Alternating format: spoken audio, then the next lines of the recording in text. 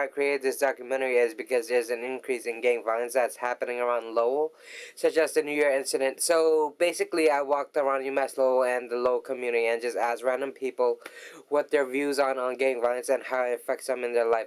I hope you enjoyed this documentary, and I hope you do something to help out the community. Thank you and have fun.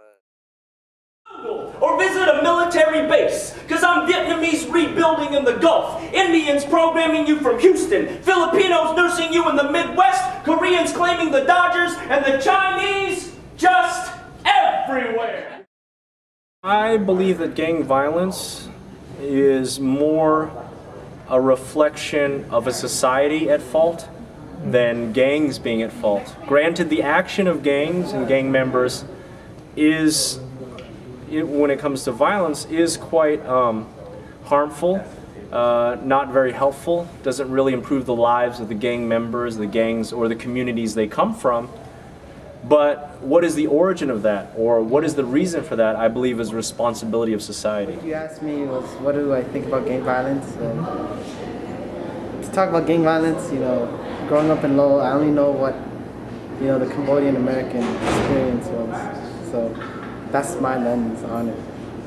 And it sucks. Basically, I think it's a really stupid thing that we put ourselves through, because I want to shed light on a recent killing that happened in January.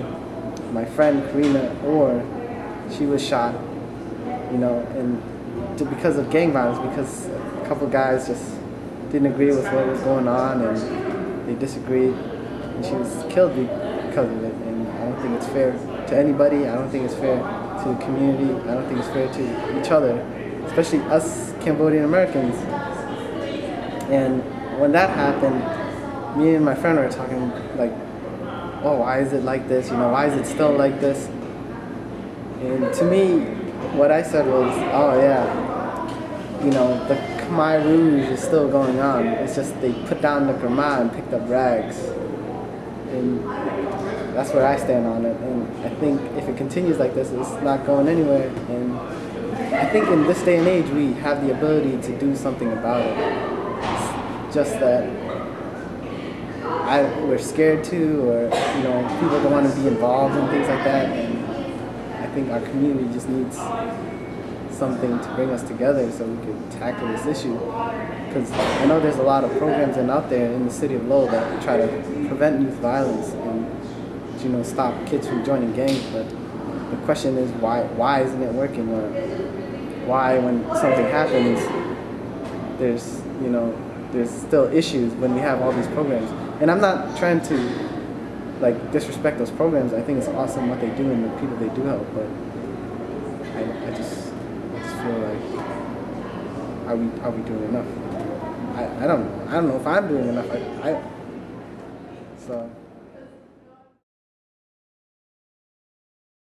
I used to be the person who used to be around with gang. I used to be the person who's tried to influence, and I see how I see how their weakness is. Like they're saying that they feel like they feel guilty. Yes, most gang actually feel guilty in themselves for what they're doing, but they can't stop it because other people continue doing it, and they keep continue the cycle, and that's how they distract their mind. And that's how I see it from other gang.